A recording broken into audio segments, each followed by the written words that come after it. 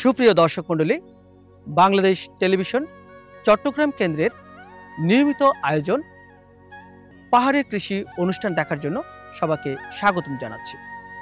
আজকে আমরা উপস্থিত হয়েছি রাঙ্গামাটি জেলার রাঙ্গামাটি সদর উপজেলার সাবছড়ি ইউনিয়নের বদিপুর গ্রামের একজন সফল কৃষি উদ্যোক্তা মহাতেরো জিনুপতির মাল্টা বাগানে। আসুন আমরা ঘুরে ঘুরে দেখি জিনুপতি ভান্তের এই মাল্টা বাগান।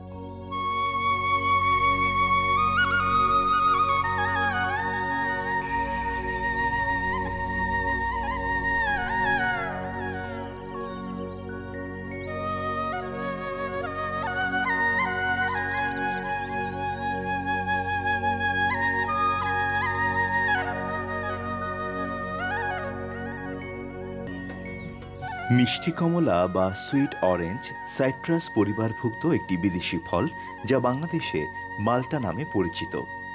মাল্টা ভিটামিন সি সমৃদ্ধ, খেতে খুবই সুস্বাদু এবং পুষ্টিতে ভরপুর একটি ফল।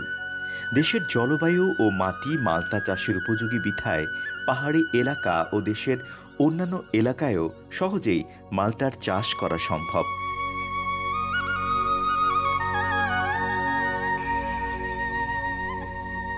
দক্ষিণ পূর্ব ভারত, মায়ানমার, ভিয়েতনাম ও দক্ষিণ চীনকে মাল্টার আদি উৎপত্তি স্থল হিসেবে বিবেচনা করা হয়। বাংলাদেশে এই ফলটির যথেষ্ট চাহিদা রয়েছে এবং দিন দিন এর জনপ্রিয়তা বেড়েই চলেছে। বিশ্বের শতকরা 90% অরেঞ্জ জুস মাল্টা থেকে তৈরি করা হয়। জুস থেকে জ্যাম, জেলি, মার্মালেড তৈরি করা যায়। ফলের খোসা থেকে পেকটিন, প্রসাধনী ও ঔষধ শিল্পে ব্যবহার্য অত্যাবশ্যকীয় তেল প্রস্তুত করা যায়।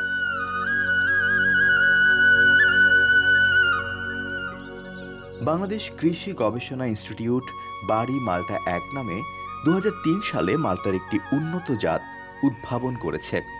এ জাতের পাকা ফল দেখতে আকর্ষণীয়, সবুজ এবং খেতে সুস্বাদু ও মিষ্টি। জাতটি নিয়মিত ফল দানকারী এবং উচ্চ ফলনশীল। ফল গোলাকার, মাঝারি আকৃতির, ওজন 150 গ্রাম হয়ে থাকে।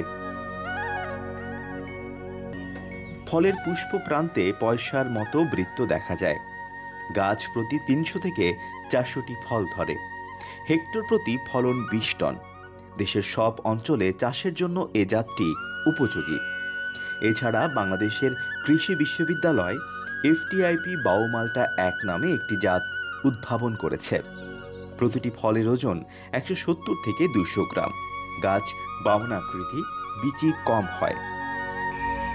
সুধী দর্শক মণ্ডলী, আমরা আছি এখন রাঙ্গামাটি জেলার রাঙ্গামাটি সদর উপজেলার সাবছড়ি ইউনিয়নের বদিপুর গ্রামের পাহাড়ের উঁচায় মাল্টা বাগানে। এখন আমরা কথা বলবো রাঙ্গামাটি সদর উপজেলার একজন উপসহকারী কৃষি কর্মকর্তা জনাব রাজীব রায় চৌধুরীর সঙ্গে। রাজীব রায় চৌধুরী, আমাদের অনুষ্ঠানে আপনাকে স্বাগত। প্রথমে আপনার থেকে আমরা জানতে চাইব, এই যে মাল্টা বাগানটি, এটি তো আপনার তত্ত্বাবধানে। হ্যাঁ। এবং এই মাল্টা বাগানটিতে আপনি এ পর্যন্ত কি কি পরামর্শ দিয়ে থাকেন? আসলে এই বাগানটি স্থাপন করা হয় আজ থেকে প্রায় 5 বছর আগে। তখনই আমাদের উপসহকারী কৃষি কর্মকর্তা ছিলেন, ওনার পরামর্শে বাগানটা সঠিক নকশা দিয়ে বাগানটা স্থাপন করা হয়। এর পরবর্তীতে আমরা কলবি চারাগুলোতে বিভিন্ন ফল উৎপাদনের জন্য গাছ ছাঁটাই থেকে শুরু করে এবং সার প্রয়োগ থেকে শুরু করে এবং রোগবালাই সম্পর্কে বিভিন্ন পরামর্শ দিয়ে তাদেরকে আমরা সামনের দিকে অগ্রসর করেছি। পাহাড়ের উঁচায় এই যে মাল্টা বাগানটি দেখতে পাচ্ছি, তার সঙ্গে আমি কিছু হলুদ রঙেরও মাল্টা দেখতে পাচ্ছি। আসলে এইখানে মানে মাল্টার কি কি জাত লাগানো হয়েছে? আমাদের এই বাগানে বাড়ি মাল্টা 1 জাতের মাল্টা রয়েছেন এবং বাড়ি মাল্টা 4 জাতের মাল্টা রয়েছেন এবং ভেরিগেটেড মাল্টা রয়েছেন এবং চায়না কমলাও রয়েছে। কতটি মাল্টা গাছ আছে এবং এই মাল্টা গাছ লাগানোর মূল পদ্ধতিটা কি? গাছ থেকে গাছের দূরত্বটা হচ্ছে 3 থেকে 4 মিটার এবং প্রতিটা গর্ত উচ্চতা এবং দৈর্ঘ্যপ্রস্থ 2 ফিট করে আমরা করি। ওইখানে গোবর এবং টিএসপি, এমওপি এবং জিপসাম, ডুলুচুন সহ মিশ্রণ করে আমরা গর্ত ভরাট করে রাখি 10 থেকে 15 দিন। এরপরে সারগুলো আবার একটু উলটপালট করে দিয়ে আমরা 20 থেকে 25 দিনের মাথায় আমরা চারাটি রোপণ করি। তারপরে চারাটার সাথে একটি খুঁটি দিই, খুঁটিটিকে আমরা ভালোভাবে বেঁধে দিই এবং এরপরে আমরা 3 মাস অন্তর অন্তর একে পরিচর্যা, এর আগাছা থেকে শুরু করে সম্পূর্ণ ইয়ে করে, আর খরা মৌসুমে আমরা সেচ ব্যবস্থাটা নিশ্চিত করি। মালটা চাষে বিশেষত কি ধরনের চারা লাগিয়ে থাকেন আপনারা? বীজের চারা রোপণ করি না, আমরা গ্রাফটিংয়ের চারাই ব্যবহার করি। কৃষক খুব কম সময়ে যেন ফলনটা নিতে পারেন এবং 3 বছর পরে কিন্তু আমরা ফলন নিয়ে থাকি প্রতিটি গাছ থেকে এবং গাছগুলো ভালো হয়। মালটা গাছের এই যে চাষাবাদ বা তার উৎপাদন প্রক্রিয়ার বিভিন্ন পর্যায়ে বিভিন্ন রোগবালাইয়ের আক্রমণ হয়ে থাকে, যে এই রোগবালাই থেকে গাছকে বা ফসলকে রক্ষা করার জন্য আপনারা কি কি পদক্ষেপ নিয়ে থাকেন বা কি কি পরামর্শ দিয়ে থাকেন? মালটা গাছগুলোতে দেখা যায় গ্রিনিংসের সমস্যা, তারপর হচ্ছে আপনার লিপ মাইনর পোকার সমস্যা। এই পোকাগুলোর জন্য আমরা বিভিন্ন কীটনাশক এবং ছত্রাকনাশক আমরা কৃষকদেরকে পরামর্শ দিয়ে থাকি এবং তারা ওইগুলো সঠিক সময়ে প্রয়োগ করে ওইগুলোকে দমন করতে সক্ষম হচ্ছে। এই মালটা বাগানটি থেকে গত বছর কেমন উৎপাদন বা আয় হয়েছিল এবং এবছর কেমন আয় হওয়ার সম্ভাবনা আছে বলে আপনি মনে করেন? আসলে দেখেন, গত বছর কিন্তু আমাদের ফলন কিন্তু খুবই ভালো হয়েছিল। এই 2 একরের যে জমি থেকে আমরা এখানে 600টি গাছের মধ্যে থেকে আমরা মিনিমাম 15 টন ফলন পেয়েছি। এবার আমরা আরও আশাবাদী, এর চেয়ে বেশি আশাবাদী করছি। ফলন আরো বাড়বে বলে আপনার আশাবাদী? বাড়বে বলে আমি আশাবাদী।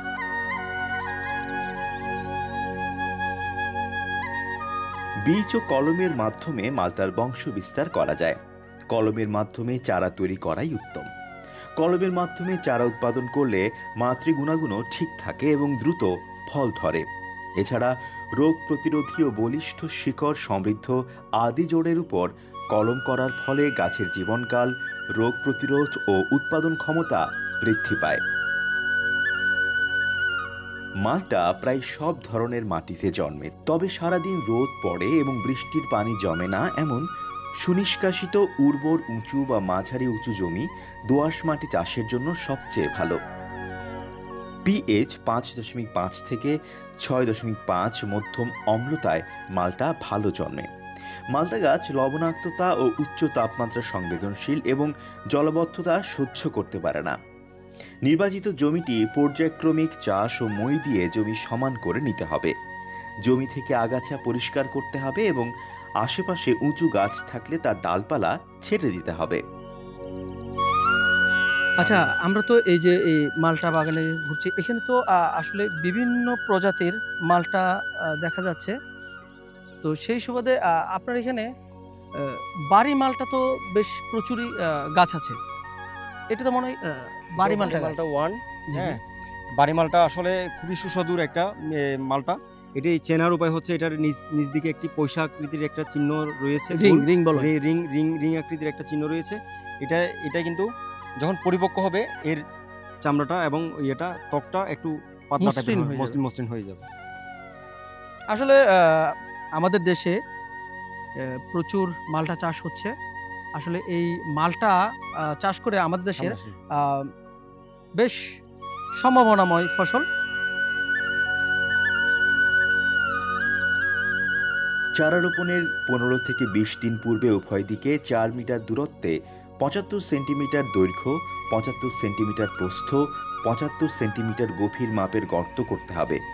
প্রতি গর্তে 15 কেজি কম্পোস্ট বা পচা গোবর, 3 থেকে 5 কেজি ছাই, 250 গ্রাম টিএসপি, 250 গ্রাম এমওপি সার এবং 250 গ্রাম চুন গর্তের উপরে মাটির সঙ্গে ভালোভাবে মিশিয়ে গর্ত ভরাট করতে হবে।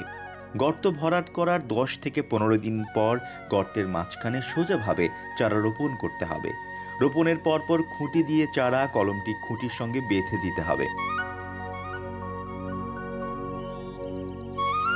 বাগান সবসময় আগাছা মুক্ত রাখতে হবে। গাছের গোড়া হতে একটু দূরে শুকনো লতাপাতা, খড় কুটা বিছিয়ে বা কালো পলিথিন দিয়ে মালচিংয়ের ব্যবস্থা করলে ভালো হয়। এতে আগাছা জন্মাবে না এবং মাটির আর্দ্রতা বজায় থাকবে। শীত মৌসুমে এবং অন্য সময় খরা দেখা দিলে গাছের গোড়ায় পানি দিতে হবে। তেমনি বর্ষার পানিতে জলাবদ্ধতা যেন না হয় সেজন্য দ্রুত নিষ্কাশনের ব্যবস্থা করতে হবে। কলমের গাছে প্রথম বছরে ফুল ফল আসতে পারে, পরপর 2 বছর ফুল ভেঙে দেওয়া উত্তম। এতে গাছের কাণ্ড মোটা হয় ও গাছ বড় ছোপালো হওয়ার সুযোগ পায়। পরিণত বয়সে প্রতিটি গাছে প্রচুর পরিমাণে ফল ধরে। প্রতি বোঁটায় 2টি ফল রেখে অবশিষ্ট ফল ছোট মার্বেল আকৃতি অবস্থায় ছিঁড়ে ফেলতে হবে। এতে করে ফলগুলোর আকার বড় ও আকর্ষণীয় হবে।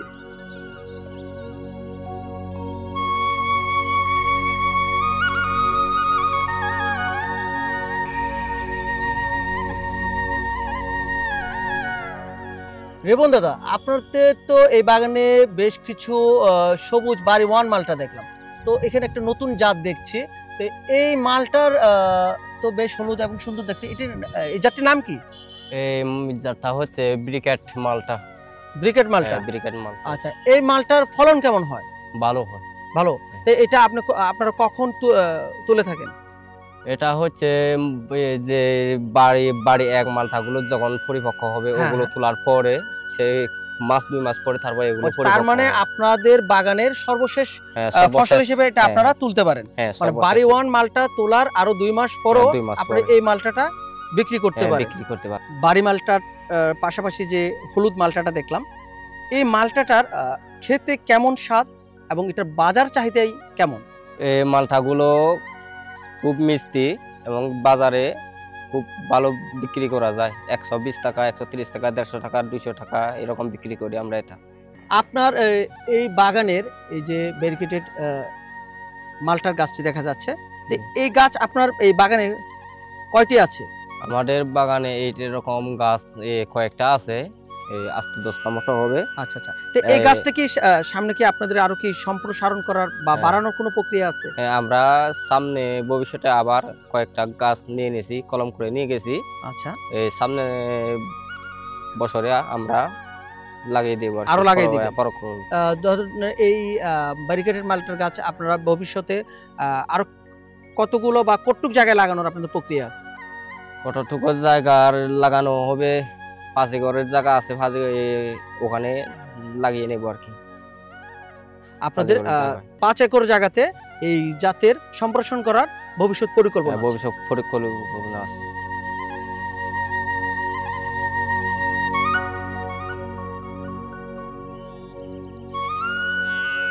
এই যে এখানে তো বাড়ি ওয়ান মালটা, ঠিক না? জি, বাড়ি ওয়ান মালটা। তা আপনাদের এই বাগানটি তো মূলত আপনি দেখাশোনা করে থাকেন? জি, আমরা দেখাশোনা করি। এটা তো মহাতর জিনুপতির ওনারই বাগান। জি। তো এখানে কতটুকু জায়গায় আপনাদের এই মালটা বাগানটা? এখানে 5 একর জায়গা আছে। হ্যাঁ, মালটা গাছ আছে এখানে প্রায় 600। আচ্ছা, তো এইখানে এই গাছগুলোর বয়স কেমন? এই মালটা গাছের বয়স হচ্ছে এখন 6 বছর। 6 বছর? জি। তো এই পর্যন্ত আপনারা কতবার ফলন নিয়েছেন? তবে ফলন নিয়েছি প্রায় 3 বছর, মানে তিনবার নিয়েছি আর কি বছরে। এই পর্যন্ত 3 বার আপনারা ফলন নিয়ে ফেলেছেন। এইখান থেকে কি লোকজন এসে কি বাগান থেকে মালটা কিনে নিয়ে যায়? এখান থেকে নিয়ে যায় না, আমরা বাজারে বিক্রি করি। কিছু লোক আছে এখান থেকে নিয়ে যাওয়ার জন্য। আপনার মানে কেজি কেমন কত দরে বিক্রি করে থাকেন? কেজি আমরা এখানে 100 টাকা বা 120 টাকা এরকম বিক্রি করি। 100, 120 এইভাবে আপনারা বিক্রি করে থাকেন। 120। তো আপনাদের তো এর মধ্যে বেশ 3 বছরই ফলন পেয়েছেন বললেন। জি, পেয়েছি। তো সেই প্রেক্ষিতে আপনাদের সামনে কি আরো এই বাগান বৃদ্ধি করার কি কোনো সম্ভাবনা আছে? এই বাগানে তো আমরা আরো অনেক কিছু করতে পারি, অনেক কিছু করি। সামনে আরো গাছ লাগাইছি, যেমন যে আম গাছ লাগাইছি, আম গাছ লাগাইছি প্রায় 150। আচ্ছা আচ্ছা। তো এই মালটা জাতটি তো মনে কি বাড়ি ওয়ান? হ্যাঁ, বাড়ি।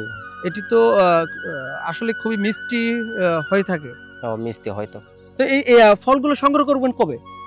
ফলগুলো এখনো সংগ্রহ হয় নাই, আরো আরো 2 মাস পর এটা সম্পূর্ণ পরিপক্ক হলে তখন আপনারা এটা মানে গাছ থেকে নিয়ে থাকবেন, তখন নিয়ে নেব। আচ্ছা, তো এই বাড়ি মালটা 1 বাড়ি মালটা 4 তো মনে হয় আপনাদের এখানে আছে? না 4 নয়, সবগুলো বাড়ি মালটা 1। আচ্ছা আচ্ছা, তো আপনাদের তো খুবই সুন্দর ফলন এসেছে দেখা যাচ্ছে।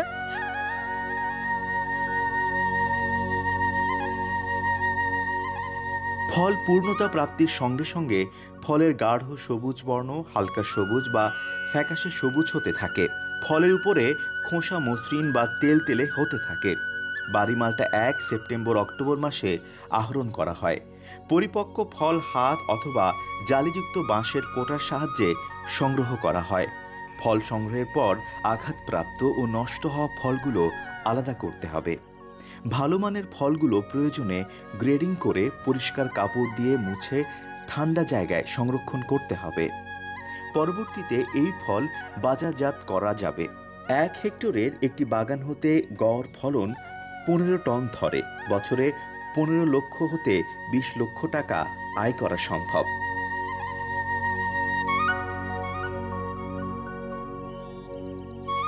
এতক্ষণ আমরা ঘুরে ঘুরে দেখলাম মহাতারা ঝিনুপতির মালটা বাগানটি। আবারও দেখা হবে যে কোনো বাগানে। সে পর্যন্ত সকলে ভালো থাকবেন, সুস্থ থাকবেন। সকলকে ধন্যবাদ।